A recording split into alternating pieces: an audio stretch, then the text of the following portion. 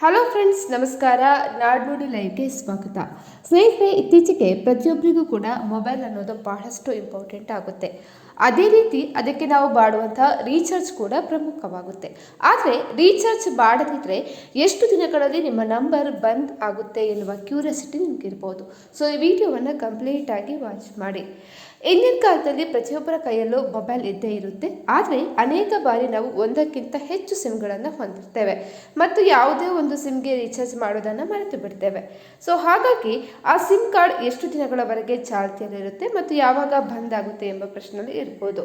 So ಹಾಗಾಗಿ ಸಾಮಾನ್ಯವಾಗಿ ನಿಮ್ಮ ರೀಚಾರ್ಜ್ ವ್ಯಾಲಿಡಿಟಿ ಮುಗಿದ ತಕ್ಷಣ ಔಟ್ಗೋಯಿಂಗ್ ಸೌಲಭ್ಯ ಕೂಡ ಸ್ಥಗಿತಗೊಳ್ಳುತ್ತೆ.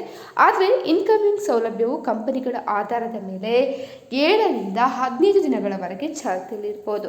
ಇನ್ನು ಸಿಮ್ ಕಾರ್ಡ್ ಸಂಪೂರ್ಣವಾಗಿ ಯಾವಾಗ ಬಂದ್ ಆಗುತ್ತೆ? ಟೆಲಿಕಾಂ ಕಂಪನಿಗಳ ನಿಯಮಗಳ ಪ್ರಕಾರ ನೀವು ಸತತವಾಗಿ 90 ದಿನಗಳವರೆಗೆ ಅಂದರೆ ಸುಮಾರು 3 ತಿಂಗಳು ಯಾವುದೇ ರೀಚಾರ್ಜ್ ಮಾಡದಿದ್ದರೆ ಅಥವಾ ಯಾವುದೇ ಚಟುವಟಿಕೆ ಅಂದರೆ ಕರೆ ಅಥವಾ ಸಂದೇಶ ನಡೆಸಿದರೆ ಆ ಸಿಮ್ ಕಾರ್ಡನ್ನು ನಿಷ್ಕ್ರಿಯ ಮಾಡಲಾಗುತ್ತೆ. ಹಾಗೆ ನಂಬರ್ ಬೇರೆಯವರಿಗೆ ಸಿಗುತ್ತಾ? ಒಮ್ಮೆ ನಿಮ್ಮ ಸಿಮ್ ಕಾರ್ಡ್ ನಿಷ್ಕ್ರಿಯಗೊಂಡ್ರೆ ಆ ನಂಬರನ್ನು ಕಂಪನಿಯು ತನ್ನ ನಂಬರ್ ಫೋನ್ಗೆ ಸೇರಿಸುತ್ತೆ. ಅಂದರೆ ಕೆಲವು ದಿನಗಳ ನಂತರ ಅದೇ ನಂಬರನ್ನು ಹೊಸ ಗ್ರಾಹಕರಿಗೆ ಮಾರುಕಟ್ಟೆಯಲ್ಲಿ ಮಾರಾಟ ಮಾಡಲಾಗುತ್ತೆ. ಹಾಗೆಯೇ ಸಿಮ್ ಮತ್ತೆ ಚಾಲ್ತಿಗೊಳಿಸುವುದು ಹೇಗೆ? ನಿಮ್ಮ ಸಿಮ್ ಬಂದಾದ 15 ದಿನಗಳ ಒಳಗಾಗಿ ನೀವು ಹತ್ತಿರದ ಟೆಲಿಕಾಂ ಆಫೀಸ್ಗೆ ಹೋಗಿ ದಂಡ ಪಾವತಿಸಿ ಅಥವಾ ರೀಚಾರ್ಜ್ ಮಾಡಿಸಿ ಅದನ್ನು ಮತ್ತೆ ಪಡೆಯಲು ಅವಕಾಶ ಇರುತ್ತೆ. ಆದರೆ ದೀರ್ಘಕಾಲದವರೆಗೆ ರೀಚಾರ್ಜ್ ಮಾಡದಿದ್ದರೆ ಆ ನಂಬರ್ ನಿಮ್ಮ ಕೈಯಿಂದ ಶಾಶ್ವತವಾಗಿ ತಪ್ಪಿ ಹೋಗ್ಬೋದು.